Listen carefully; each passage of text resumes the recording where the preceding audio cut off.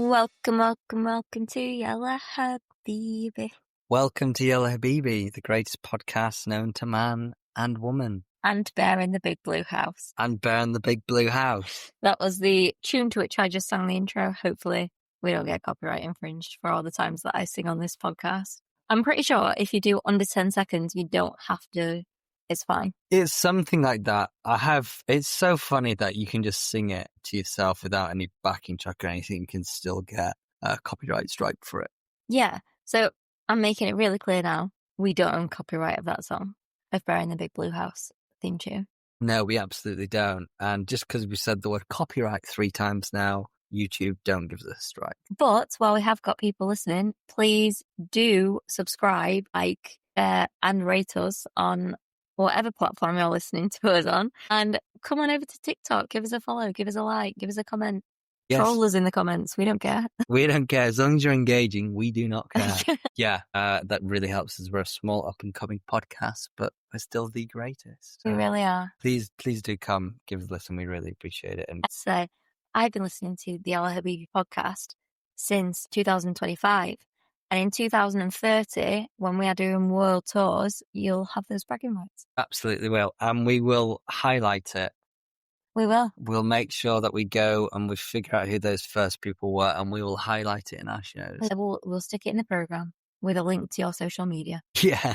Or we just committed to a few things there. We have, haven't we? But, we're for the people at the end of the day. We really are. So last episode, we mentioned that we were escaping the world's strongest typhoon of 2025, full disclaimer. And we are doing good. We are doing well. We are still avoiding anything storm-like at the time of recording. So the 2 major storms that were coming to our area have now passed, thankfully. Keep an eye on other ones that are somewhat in the region. But something that we wanted to mention that we didn't mention last time was how interesting it is how locals react to news of a typhoon or a storm or anything like that. Because, we as tourists, obviously, we're like, geez, this is like a huge major typhoon. It's just gone through the Philippines, killed people. It's very serious. And we queried it in our hotel about, do we need to do anything? And people, they just kind of look at you as though you've just asked a really cringy question. They look at you like you've got 2 heads or you're being really silly, don't they? Yeah, they cringe. It's it's almost like, really, did you ask that question? And we've experienced this before as well when we were in Jordan, and we were literally watching missiles. You could see them clear as day go over our head. The airport was closed. We couldn't get out of the country. We saw fire jets. One of the missiles did drop not far from where we were, which was an accident. One of them dropped and it did blow up a house. Luckily, no one was killed. But all this was happening in the few days. We were in Anam, Jordan, and it couldn't have been. It was as if it was just another day. It really was. Yeah, the locals just act as though nothing. And even when the missiles were going overhead, people kind of took a step out and had a look up, and then just went back to the food and carried on as if they hadn't just seen that. No, it was such an out of body experience because that really freaked us out. Yeah, everyone was just getting on with the day to day. It was strange. But when you went to the airport, you did see more tourists, sort of a bit more panic. So it's just strange, yeah, and the same was for this natural disaster, these 2 typhoons. Yeah. Same in Indonesia. We experienced an earthquake. In Japan, we experienced an earthquake. Both times, the accommodation host, they didn't mention it. They didn't mention, are you okay? Or they didn't mention evacuation or... Yeah, they didn't give us any plan or... No, there's no plan. They didn't give us any information. Go, it happened yesterday, so I should probably tell you if it happens again. It was barely touched. So it's interesting. But I think that is, really dangerous if you feed into that as a tourist, I personally think, because I don't know if I can relate it to, but what's the name of, what's that thing called? There's someone who's had an accident, for example, and there's a psychological event that happens where no one does anything. I think it's called a bystander effect. Yes, it's the bystander effect. So this is a really common thing. And again, we have also experienced this. We're in Thailand, and this poor woman in Thailand, no one wears helmets, by the way. It's crazy. Whereas in Vietnam, everyone wears helmets. And she she inevitably, she flew off a scooter and she smashed her head fucking hard. It was shocking. It was bad. And instantly when she sort of barely sat up, she had like a Melon. not even a golf ball. It was like a baseball size ball above her eye. It looked nasty.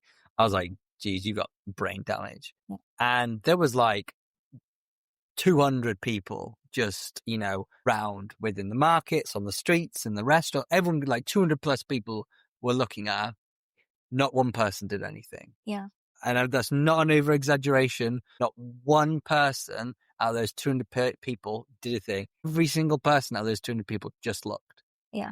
And that's called the bystander effect. It's asthmas, to be clear. Yeah. So we broke that because we know this is a thing, and we actually ran over and we looked after her, and we made sure she got help, and we put her in an ambulance.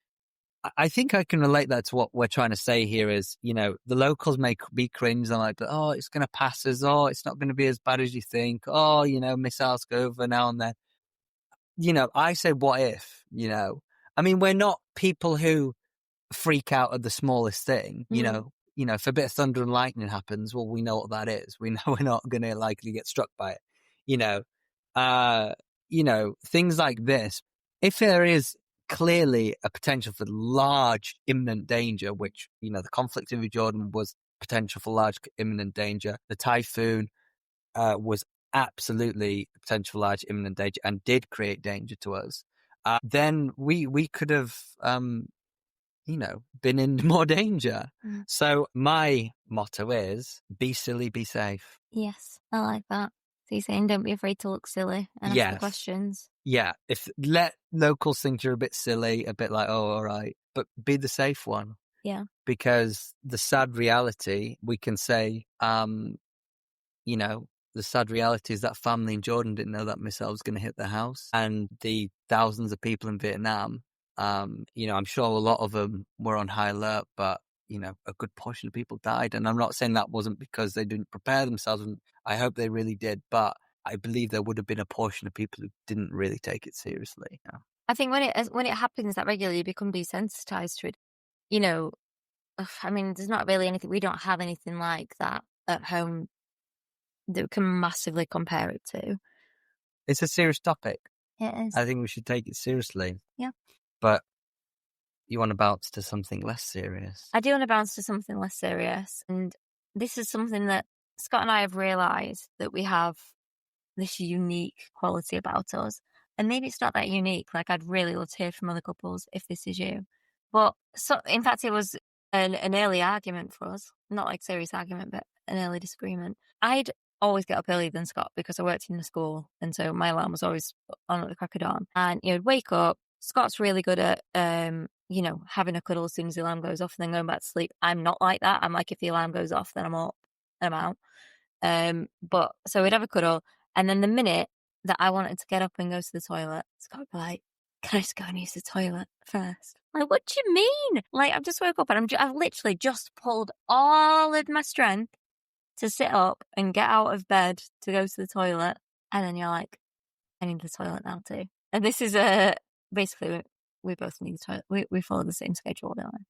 We do. And I didn't even realize that was a thing until you made me aware of it, like 2 years into our relationship. I wasn't even aware I was doing it. Yeah. Which you'll find when you find your forever partner. You find they will find things and see things about you that you never realized.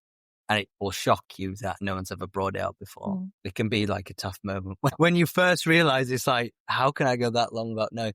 But I didn't know I was doing that to you. I didn't know I was, He'd be like, wait until I'm on my feet as well. And then be like, I'm just going to go to the toilet before you do. I'm like, what am I supposed to now do? Yeah, but I wasn't even conscious of it. It was just, honestly, every time, as we now know, we've figured out that in many ways, we've noticed we sync.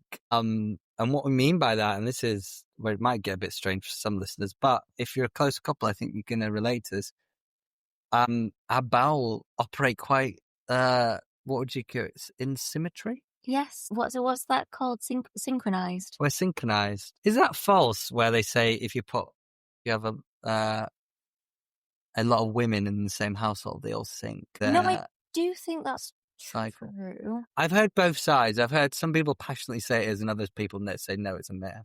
Yeah, I've never personally experienced it, but I've never really lived with a lot of women, but I've known people that have said that that has happened. I don't really see how, because it could be so varied. So, like, I think it would be strange if it, but apparently it's like a biological thing. So that, like, going back to ancient times, prehistoric, not prehistoric, but like, caveman times, and that it would be beneficial for all of the women to be pregnant at the same time, have children at the same time, so that they could raise them at the same time. So I think there is some biological logic to it, but I don't know necessarily if it's true.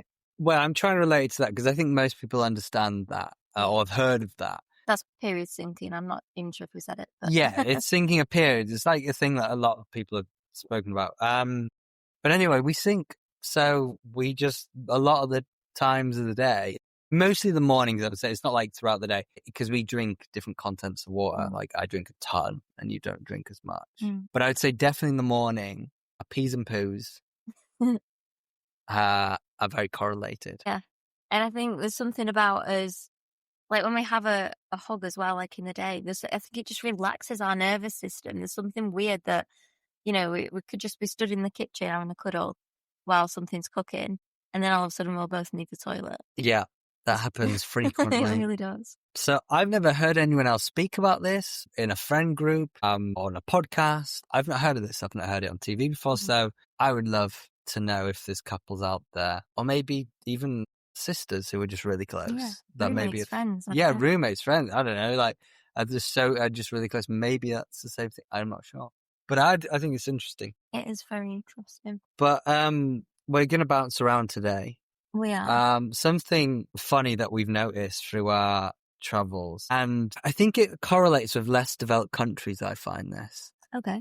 But if you make friends when you go to less developed countries, especially when you do like excursions, when you have a big group of people, I don't know why, but this is going to sound really miserable, what I'm going to say. So I just want to make that, I want to make them very clear. What I'm about to say is I'm going to sound like a right miserable twat.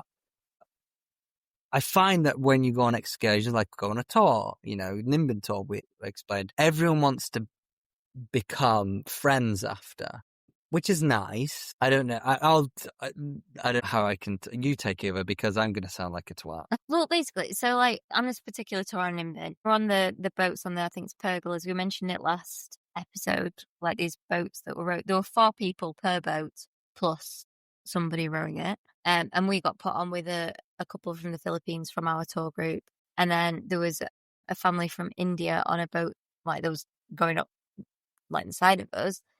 And he was asking us if like shouting over saying, can you take a photo and WhatsApp it to us on the bus? So like, of course we did. He did the same for us. Which is a lovely thing, by the way. Yeah, absolutely. So nice. We're happy. And it's a great idea. We took some of them. He took some of us. Yeah. Brilliant. Appreciate it. Exactly. So then we exchanged phone numbers on the bus. Turns out this guy was a police officer from Delhi. Yeah. Like, he showed us his business. He kept showing us his police badge, which is just quite funny. Yeah, it's great. So we exchanged phone numbers. And he was saying, if you ever come to Delhi, you've got to let me know, and I'll look after you, I'll show you around and stuff, which is really nice. So we exchanged numbers, and I sent the pictures that I had on the bus. But the next morning, I got a message off him saying, "Good morning." I was like, "Oh, right, okay." I'll reply, "Good morning." Nothing back. Right, okay, strange. Next day, "How are you?" "I'm good, thanks. How are you?" "Fine."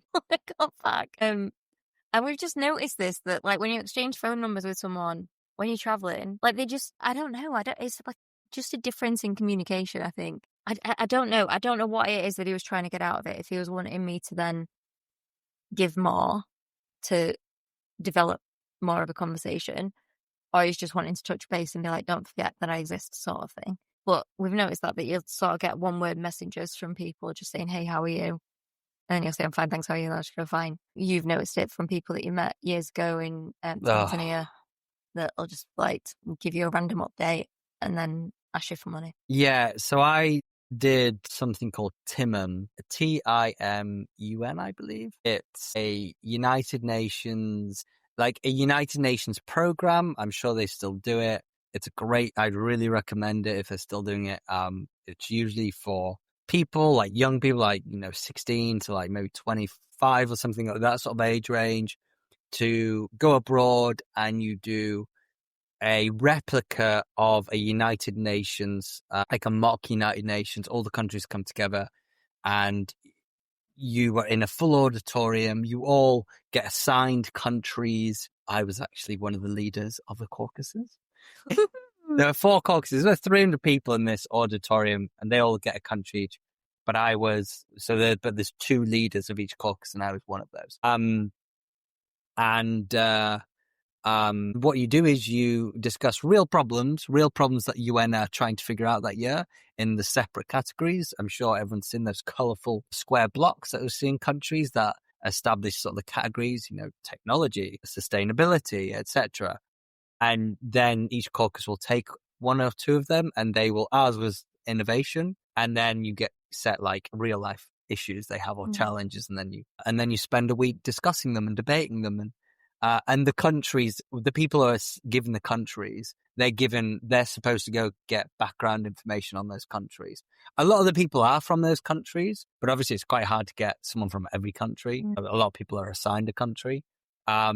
And they're supposed to do due diligence to understand, that country's constraints, that country's issues. So then they can realistically, put their thoughts across on something being presented so it's realistic so we can consider all problems and issues and everything. So it was really fun. I absolutely loved it. It was really cool. It was in Tanzania, really fun. And everyone was super nice. I had the best time. But I got a bunch of people's numbers and still today. So I did this when I was like 21, I think. Either 20 or no, 18. I think I was 20, actually. I think I was 20 years old. I did this when I was 20. I'm now 31. And still every year, without fail, I will get a message of 2 or 3 of them. And at this point, I'm convinced the people who messaged me I never met because I don't recognize them. And I'm good at recognizing faces. I won't remember names, but I'm great at recognizing faces. And I'll just get the most random messages. And obviously I got more in the following years after as well. And it'll just be like one word things like hello. And I'll be like, hello, how are you? And it'll just be like, good. It'll be it. And then a week later, it'll be hello. Or it'll be, and where the conversations usually go is, again, I'm just being my honest where they usually go. Usually they go to a request. So after 2 or 3 messages exchanged, this is why I don't reply anymore. It's usually a request. I'll give you some that I've been given. One request, which is probably what you've guessed, is, please, can you give me some money? I've had that request. I've lost count how many times. I've been requested, you don't know this, but I've been requested to be people's husbands. I have. I'm not surprised. There have been somewhere. Tell us the scenarios.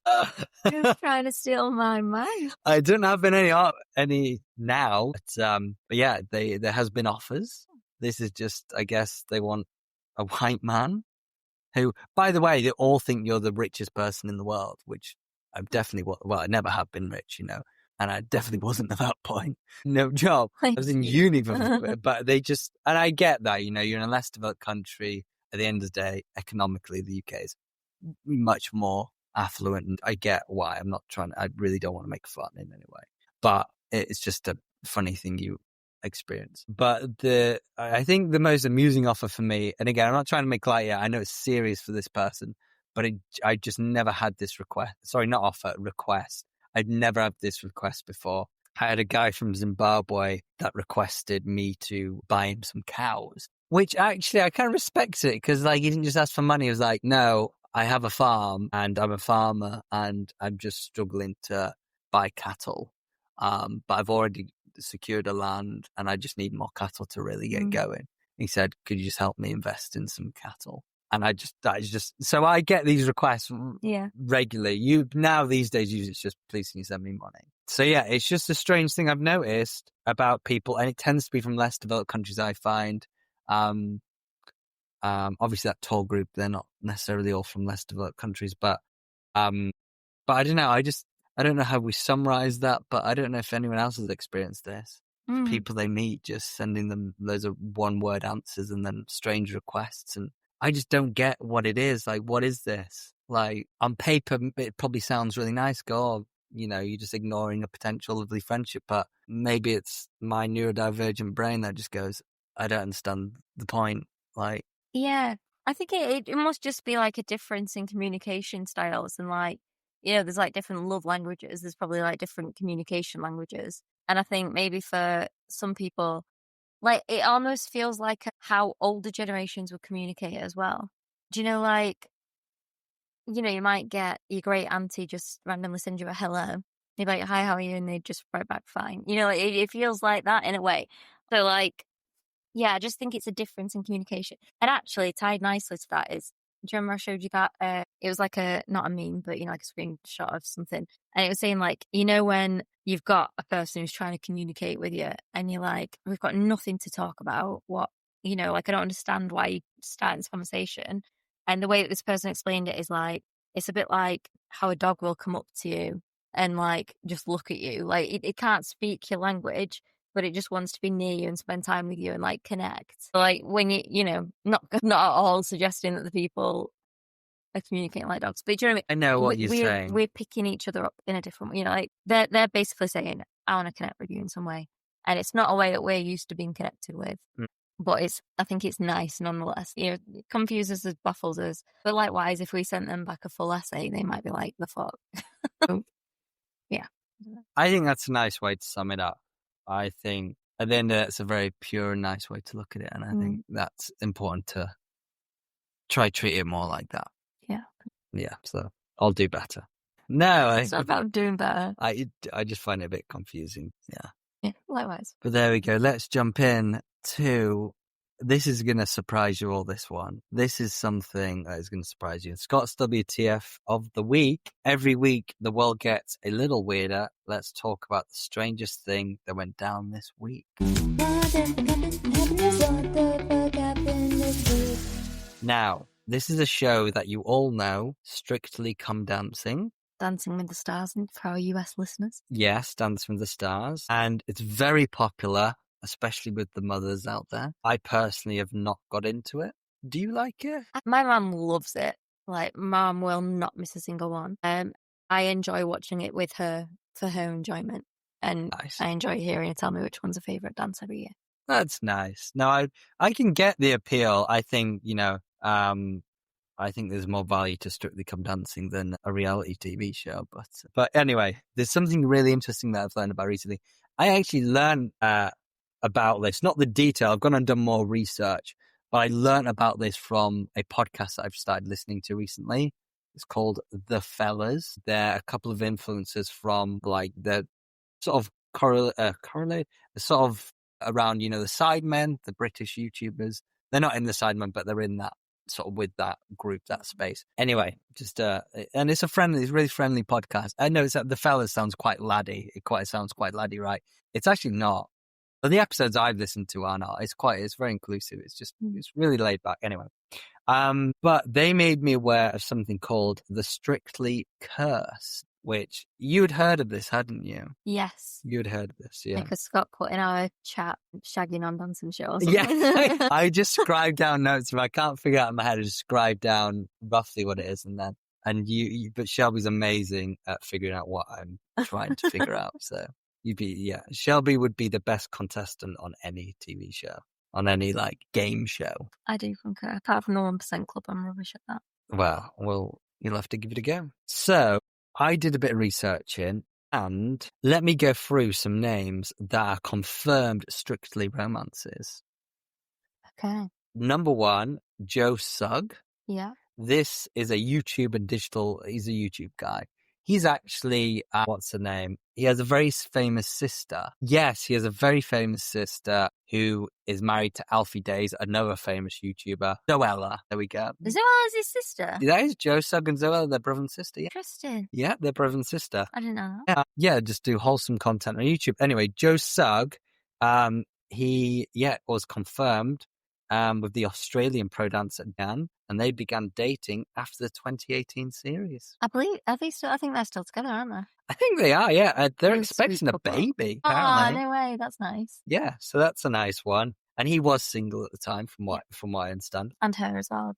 And her, which not all of them are. Oh. Rachel Riley, the countdown presenter. Rachel Riley? Yeah, confirmed. And Pasha Kovalev, a Russian pro dancer. Now on the 2013 series, later married and had children. Wow. And I don't think Pasha's on it anymore. Right, there we go. Which I'll come back to that. Is this...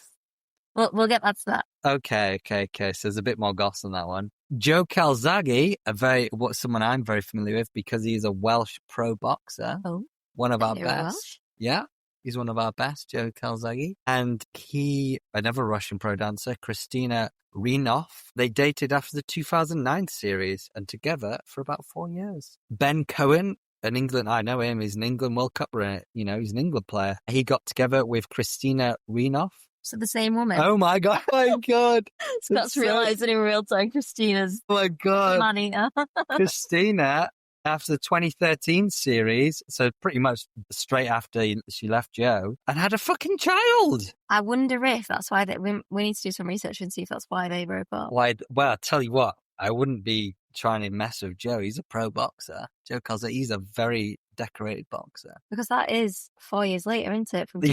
Interesting. Goss. Please be her next as well. Next one is Cara Toynton. Yeah. You know her? I do, yeah. She was in... EastEnders? Yeah. That's what I've got down here, at least. Yeah. Her sister used to go out with Dougie from Reply. Oh, no, maybe she went out. There's a few Toyntons. I'm not sure which one. A few Toyntons. And she got with Artem... what's that name? Chigvinstev. Again, another Russian. Wow. Yeah, together after winning. So I'm not surprised after winning 2010 series. And they split a few years later. Honestly, I can go on. There's a lot here. There's 2 more and then there's a couple of potentials. Georgia May Foot, sorry. Actress in Coronation Street. Oh. And she got with Giovanni Pernis. Benice. Giovanni Benice. Benice. We love our Italian listeners. Dating after the 2015 series and broke up in 2016. And lasted a year. Gemma Atkinson? Yes. We know her. Why do you know her? Oh, I thought it was Gemma Collins. Oh. You thought it was the GC, keep it in. Oh my God, GC. You could so see her on it there. She may have been on it. I know she has been on it. No, she did. Sorry, she did Dancing on Ice. Different one. That's tough. That's a month tough. Yeah, she fell pretty hard, didn't she? Did, and she didn't give... the pros had an issue with it because she wasn't taking it seriously and she wasn't showing up to training and stuff. Oh, so probably why she fell. Probably yeah. Gemma Atkinson and Gorka Marquez, Spanish. Is it Marquez or would it be? It's Marquez. We love our Spanish listeners. Strictly 2017, now engaged, 2 children. Yeah, they seem really sweet together. So what I was going to say was the ones that seem to be married or have been in long-term relationships, the professional dancer don't seem to be dancing anymore. And that, to me, implies that the celebrity's you did it with me, you're not doing it with anyone else. That makes I understand. So the ones that have now married, they've pulled them out of it because at the end of the day, yeah. Which I don't know if that is, because Diane's still in it and I think Gorka's still in it, so maybe that's not true. But. Somewhat true. Now, I'm getting on to notorious scandals. Suspected. This is suspected, not confirmed. Sean Walsh, R.I.P. Love Sean Walsh. Oh, I've got it wrong over there. Yeah. Sean Walsh. You're thinking about Sean what? Oh, fucking hell. Right, I'm cutting that right out. Cut that. Sean, I'm going to show you a picture of Sean Walsh while you do that. He's young. He's I can't he's believe about our age. That's so... Sean would have loved it. Would he? And Sean looks a legend. Okay. Oh, yeah, he's quite different. I don't know. Sean Walsh, keep going, mate. And Katia Jones, another Russian. These Russians. I think Katia was in an earlier one. And they were photographed kissing during 2018 series. Fucking headlines. And finally, Natasha Kapinski and Brendan Cole. Now, Brendan Cole is the one I do know. I know Brendan Cole. Again, rumoured, never confirmed. But there was seen as a very strong chemistry. And this sparked widespread rumours. Both have since denied it. So that is the Strictly Curse. And just to put it in context, because I like stats, there's been nearly 300 celebrity pairings since 2004. And 18 of them have ended up being tied to romances, which is about 6%. That's quite significant. So it is. So I don't know. Yeah, you could argue both ways. It could be significant, but you could also argue saying maybe it's a bit embellished in the media saying it's a curse. I'm not sure. Well, I mean, it's spoken about so much to the point where, you know, when particularly male celebrities go on it, like I think Chris Ramsey did it, and you know, of Chris and Rosie Ramsey, Shag Married Annoyed fame, and you know, I think like the joke with the woman, like, oh, are you letting him go on it? Like, you know, how do you feel about him going on? And like, they joke and be like, I'm going to be at every rehearsal. There's no chance anything's going to go. You know, it's like it's become kind of an ongoing joke or like fear, I guess. It's happened so frequently that because, like you say, it's only 6%. But if we were to find a statistic on how many times it happens, like how many years it happens, I bet it's nearly every year. I guess so, yeah. I mean, what, 80? 80. So it's gone from 2004, I believe. So we've got a romance 20 years. in 2018, 13, 2010, 2015, 2017. But yes, that's 18 cases in about 19 years. This is the 19th year. No, but they haven't happened. They've happened over about 6 of them. Yeah, but it's an average of one a season, isn't it? Okay. Well, there we go. We'll agree to disagree on those statistics. We'll agree to disagree on those statistics, but there we go. But at the end of the day, it's real. It's, you know, I don't think outside of the reality shows that are pretty much there for it, I think that probably is much higher than probably if you were to compare it to the many other shows out there. Yeah, for sure. How interesting. Well, thank you for sharing about the Strictly Curse. Let's take a break from the chaos. Here's something to make you smile this week. Shelby's Good Vibes Only. There's been a new inhaler that has cut childhood asthma attacks by 45%. So that's like by nearly half. That's really impressive. So breakthrough asthma studies found that a 2-in-1 inhaler could dramatically cut attacks in children. The trial compared the standard salbutamol, am I saying that correctly? Salbutamol, yeah. Reliever to a combined inhaler with budesonide, an anti-inflammatory, and formoterol, a fast-acting bronchodilator. Well, I think a bronchodilator expands your lungs. Broncho being lungs, dilator meaning dilating. So children aged 5 to 15 had 45% fewer asthma attacks with the 2-to-1 inhaler, 2-in-1 inhaler, sorry, which is equivalent to 18 fewer attacks per 100 children each year. That's really impressive. There's been no impact on growth, lung function, or overall safety. And the study called the CARE trial followed 360 children in New Zealand for a year, and it's the first randomized control trial to test the combined inhaler in kids. But that 45% improvement, that's huge. I mean, what do you think about that, Scott? I think that's wonderful. I think, you know, asthma is, I feel like everyone has asthma. I honestly feel like everyone has. So I have asthma, but it's not, I mean, you can have asthma and it can not really be a big issue, or you can have it and it can be a real big issue. So I find, for me, it was a bigger issue as a child. So this is good to see the child statistics. But as an adult, it's calmed down. So now I know what my triggers are. It's not like every day I'm going to be wheezing. No, for me, my triggers are humid weather, and that has to be pretty humid, like in Orlando. Dusty environments like an attic, and finally like exhibition centers that are like crazy air cons, you know, where it's just that cold air hitting the back of your throat just constantly. Or a hotel that just has a blasting on. There's just no stop to it. We've currently just turned ours off, so it doesn't do that. I've got into the habit of doing that. So they're my triggers. I am an ultra marathon runner. I'll run an ultra, and a lot of the time I don't use it. I always use my preventative at the start and the end of the day. That's a standard thing that most people, asthmatics will do, because that prevents the need, or that prevents an asthma attack. But in the 3 cases that I mentioned a moment ago, that's where I would need to then use my blue one, which deals with an asthma attack. But what they're saying here is they're doing a 2-in-1. Now, I'm not sure if it's the one that I've been recently offered at my GP, but it sounds very similar. The way they described it to me, and this seems described in a different way, but the way they described it to me, probably in much simpler terms, was we have now combined your preventative and your asthma inhaler, the blue and the purple one, together in one, basically hit them both. So it's preventative, but it's also opening your airways a bit more, which the blue one would do in the case of an emergency. So you just have a much better airway. It sounds like it's that one. I personally haven't actually started that one. I've got a couple of friends who have started it and they say it's better. I haven't picked it up. I actually denied it. Maybe that was the wrong choice. Now I'm reading this, I think I should. I just saw Stranger Danger sort of thing.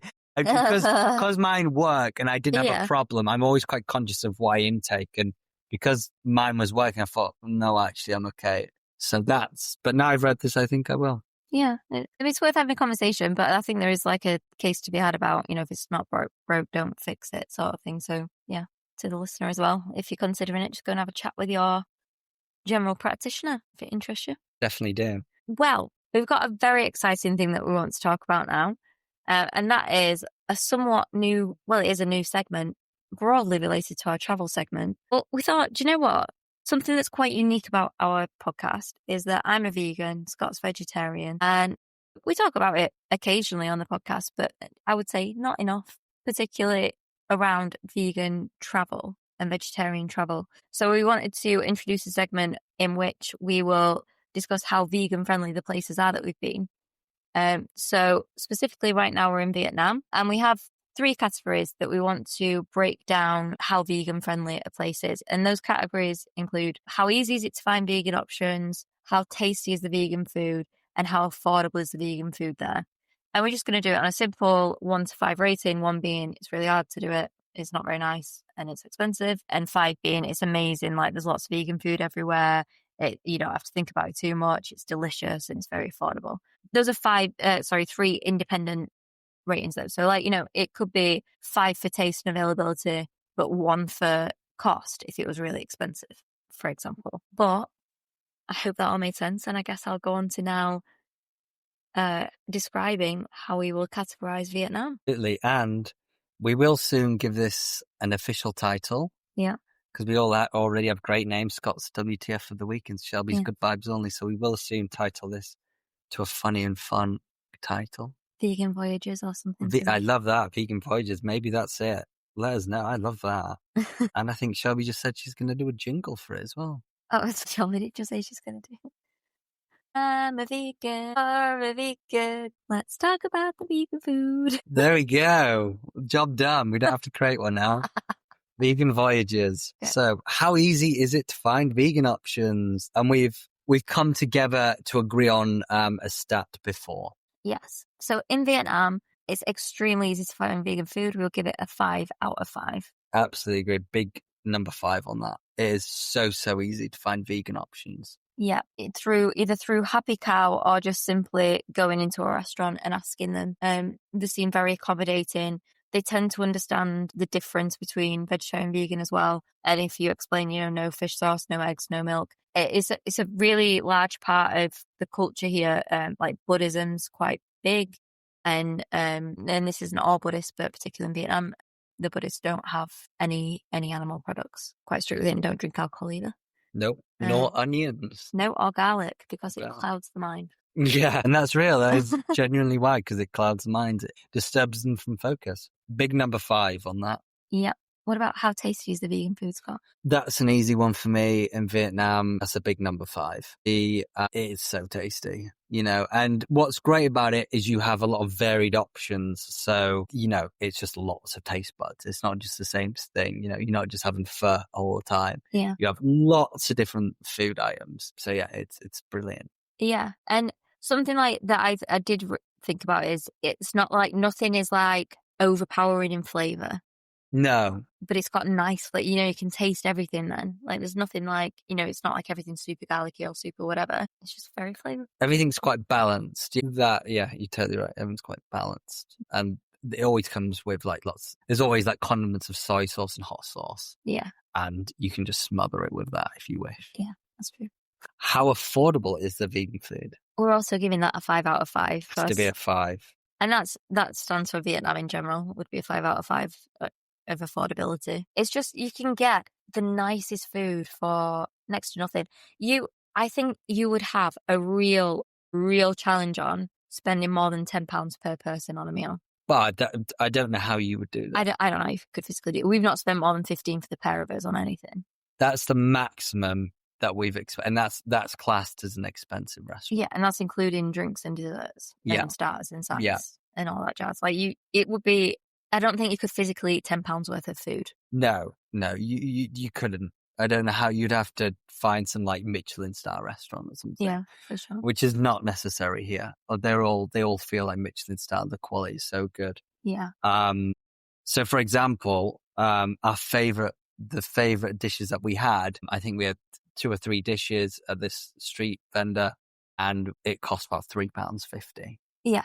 Which is about $4.50, $5. And we both had like a beer, and we had like, I think 2 or 3 dishes. Yeah, we did. We had, we both had like a noodly type thing, and then we got a fried rice as well. Yeah. So that is how cheap we're talking. Yeah. And at another place, we ordered like 3 dishes, but we ended up with like 11. Yeah, because they just provided free. They're like, in the front of the menu, it said like, protein's so important. We want to provide you with lots of protein. So they just kept bringing us loads of like tofu and like other side dishes. That was incredible. We genuinely, probably all in, there's probably about 11 dishes on the table. And again, that was a little bit more, I think that was like £6. Yeah. And we had 2 beers, that one. Yeah. Crazy. But the first one, when we said £3.50, it wasn't each, that was £3.50 all in. Yeah. That's it's wild. Crazy. And Scott, what is one dish or restaurant that you must try in Vietnam? Well, I go back to that restaurant where we spent £3.50. Genuinely it's the crispy fried rice. Genuinely, I found the fried rice here to be really good, just generally. But this specific one, and it's just called crispy fried rice, and it's from Tam Koi Vegetarian Foods in Hanoi Old Quarter. Really easy to find if you just put it in Google Maps, Happy Cow, you'll find it straight away. We'll put a link in the description. Yeah, it's more of a street vendor feel. So if you're not used to restaurants in less developed countries, if you're used to more dining in from, like, if you're from a European country, the US, whatever, just a more developed country, and you're not used to going to less developed countries, you might be a bit shocked. You might be a bit hesitant because you're sitting out, pretty much on the street on this small little chair. And you might perceive it as a dirty place or as a place that won't be good food, but please just drop all those worries, drop what you're used to, drop what you expect. I promise you, it will be excellent. The food is excellent. It's clean. It's safe. The people are amazing. And I would just, drop your expectations in presentation for restaurants and just go to the spots where people recommend, because it's so good. Definitely. And this particular one, I just want to highlight on the sign itself, it says Che at Tam Koi, and Che means vegetarian. So if you see that word CHAY in Vietnam, that means vegetarian. So just a tip for you there. There we go. 5s all around. Absolutely. Travel segment. I don't know if I'm ready. Travel segment. So favorite and least favorite thing about the country of Vietnam. It's so difficult. Let's start with least favorite. My least favorite thing about Vietnam is, and this is through no fault of their own, I find the money confusing. Oh, yeah. A lot of there's so many. They don't have coins, which we learned was because it costs more to mint them than their value. So the Vietnamese were like, that's ridiculous. We're just going to stop using coins. So it was kind of like done by the people. Like the government didn't stop minting them, but places stopped accepting them. Like a lot of places won't accept card or will only accept card, for example. So like the Vietnamese people just, they made it happen through just flat out refusing to use the coins, to the point where now they don't have coins at all and it's only notes. But there are so many different notes. Like, so we've got 500 to this is in 100,000, 50,000, 20,000, 10,000, 5,000. Yeah. I think so. That's 9 different notes that I can think of off the top of my head. So it's just, and they're like really similar looking. Like the 100,000 and 10,000, I think, are very similar. They look exact similar. So that in itself I found difficult to navigate, and I felt a bit stupid in doing that. So that's my least favorite thing about Vietnam. That's a good point. And usually we're good with conversions and stuff, and we've figured out the conversion. So 100,000 is like it's 80 or $3.50. But yeah, it's just having that many notes. It's just fucking hell, like how do we pay for this? Like we've just got to go through them all. It's just... Sometimes I just open my purse in front of them and they take. Yeah, it's just like you just get lost in the amount of notes. It's just ridiculous. So yeah, no, I agree. I was really struggling on my least favorite. It was out of 2, but I'm gonna stick with 1 because it sort of encapsulates a lot, and that is pollution. Oh, interesting. And that is both the pollution of the air as well as noise pollution that I'm factoring into that. Pollution from there, so I'll give you an example. It's just, you can just feel it. I think Hoi An is a bit better because you're in a coastal town, but Hanoi and Da Nang, you really feel it, and you can feel the fumes of the mopeds, the cars. You can just feel it. Especially being asthmatic, I feel it more. You can smell it. There are just random fires, people burning stuff. In Hanoi, there's this really nice, well, what looks on photos is a really nice lake, on which I ran round every day, which is about a 10-mile loop. And not every day, sorry, which I ran around every week. I saw multiple people just throw rubbish in it. Not even just like throw a quick bag out the car, which I don't agree with, but like restaurants just walking over with a bag and just emptying the bag, like ash, wrappers, everything just into the lake, and then just walking off like that's normal. That's horrible. Like everyone was just it was really bizarre. Like I found that bizarre. Like surely you have, bin men that come around. Like it blew my mind. And then what's even crazier is that people fish in that lake. And there'll be you'll see them in the day, loads of fishermen that will go out and swim in this lake, which is full of rubbish and it is very blue. You'll see them fishing, and then they'll sell those fish to the street vendors. I know we've just talked about all the positives about the food, and there are, but luckily we don't eat fish. It's a real thing, and I'm not joking. I saw about 7 just dead floating fish in that lake running around it. There was a lot of dead fish in that lake. So the pollution from that aspect, feeling it in your lungs, and the noise of and this is true of Southeast Asia, but it seems a little bit more here. They beep at everything. They beep when they come to corners. They beep when they're going to take over you. They beep if they think you're going to cross the road. They beep if for any reason they beep. Like it is just constant honks on the road. It's just the second you're near road, it's just constant honks. There's someone's honking at some point. Whereas in the UK, that's not a thing. So it's just, I feel like my ears have been violated. All my offices are being violated. Well, what about your favourite thing, Scott? Oh, you can bounce straight back to me? Well, why not? Would you like me to? No, you. Okay.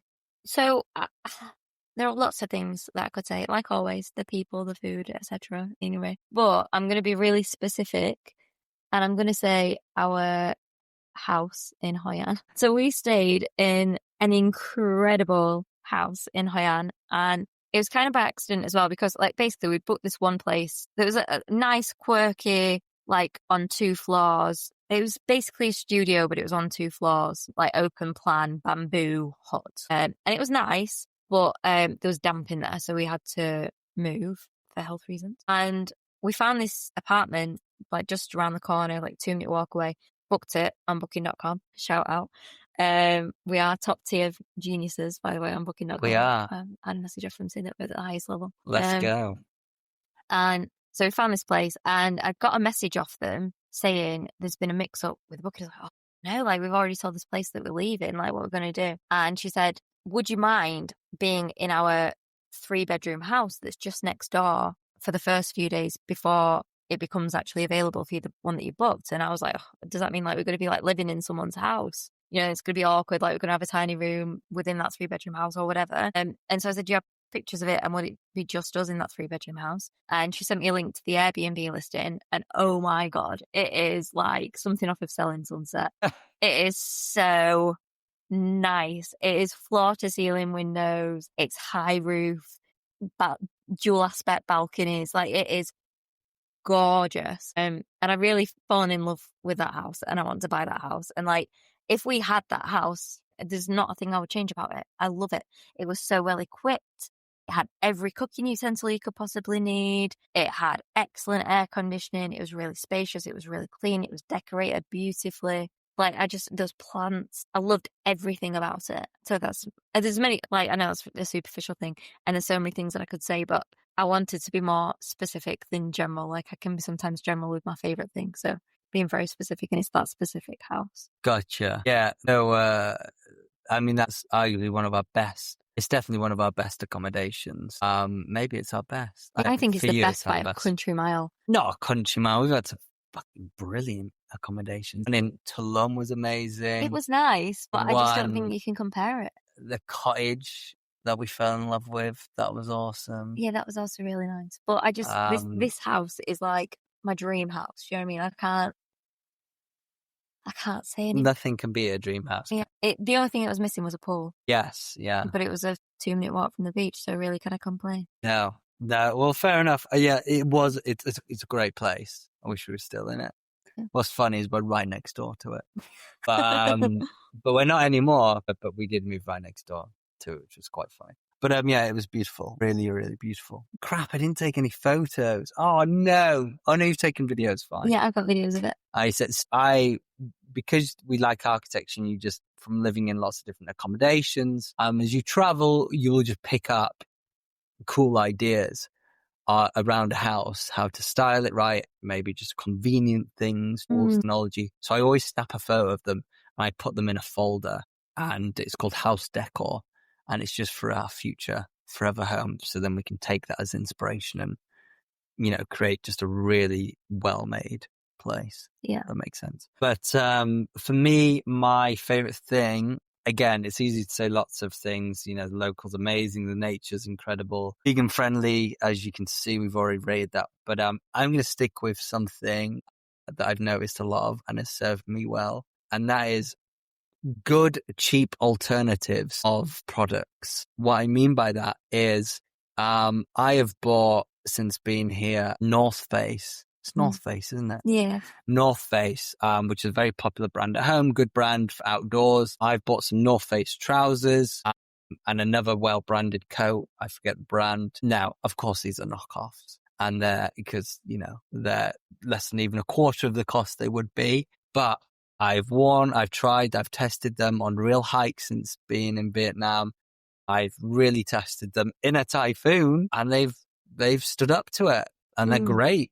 And they're really comfortable, and they fit great, and they were less than a quarter of the cost of what I'd have had to have bought at home. So that's amazing. I love how you can not just, everything is really, really cheap here, but the things you buy, I find it's pretty damn good quality. Like, you can get, obviously branded trainers as well. That would be like £100, £200 for like £10, £20. Again, you think that'd be utter garbage quality, but it's pretty good. Yeah. And I guess that makes sense because a lot of stuff is manufactured in Vietnam. So the base, even though the cheap alternatives are usually bad in other countries, it's pretty good. So this is a country where I would buy the cheap alternative brands. Like, the mocks, what do you call it? The duplicates. There's a different word there, but yeah, that word. Yeah, no, I totally agree. I mean, I've already, within a couple of days, because I lost my sunglasses, which the listener probably knows is a trend of mine. I left them in a taxi. So I bought some Chanel sunglasses, a Balenciaga hat, and a Chanel top. Obviously all fakes, but they were great. And yeah, just like you said, Scott, I think that the manufacturing is just so good here. Like, it's fine. Like, it's as good as whatever it is that you would have got the real one, because it's probably made in exactly the same place. Yeah, it works. They're waterproof. They work. They look great. What more could you need? My hat looks the sun. It looks amazing. Your hat looks brilliant. Like, if you have lots of money, I get why you might want the truly branded stuff. But if you're not rich as, then what's the point? Exactly. There we go. But Shelby has a new segment she's added to this, just to the end of the travel segment. Oh, yeah. So something that you need to know before you go. That's something I thought it's really helpful when we're talking about places that we've been. If we tell you, like, what's one, like, key thing that you should know, and then overall would we recommend it? So the one thing that I think that you would need to know before going to Vietnam, and this pertains to UK passport holders. I'm not going to speak on behalf of other countries because I don't know what the visa system is. But if you have a UK passport, you don't need a visa to enter Vietnam if you're going to be here for 45 days or less. However, when you arrive, they will stamp your passport and they will put the date that is 45 days from that day. So basically, they put the expiry date on. It's really important that you check that. So like when you're going up to the counter, have that date in your mind, know what 45 days from your day of entry is. And then very quickly, when they give you a passport back, you're going to have to skim through and try and find your stamp and see that date. Because that date, if they get that wrong, you can't change it once you've left the passport area. her passport control. But also, when you check into any Airbnb, any hotel, anything like that, they're going to want to see your passport. They'll take a picture of your photo page, but they'll also take a picture of your visa as well, because that's evidence that they need that you're in the country legally. So that's like one thing that I would say, is certainly as a UK passport holder, whatever country you're from, it's probably something similar. If you get the stamp with a date of expiry on it, yeah, that would be my. Would you agree with that, Scott? Definitely. You don't want to be thrown out of a country. And it does happen. Mistakes do happen. We've heard of stories. So make sure that's stamped and correctly dated. Yes. And overall, would we recommend Vietnam? No question. Yes. No, I was like, whoa. You're like, no question. Absolutely. I Would think return. would return. It's safe. The people are welcoming. It's beautiful nature, great food, lots of experiences. Family friendly. There's no like real, if you're a solo traveler, if you're in a couple, if you're coming with family, I would recommend it. There's nobody that I would be like, oh, it's probably not for you. No, I'd say it ticks boxes for every type. Yeah, agreed. Vietnam is great. Well, another adventure wrapped up. Actually, before we do wrap it up, please remember to subscribe, like, share, and rate us on Spotify, and come and check us out on TikTok as well. Please do. It really helps us out. So now it is another adventure wrapped up. But the journey never ends. Keep your bags packed for the next one. And remember, when in doubt, just say, Yalla Habibi. See you next time.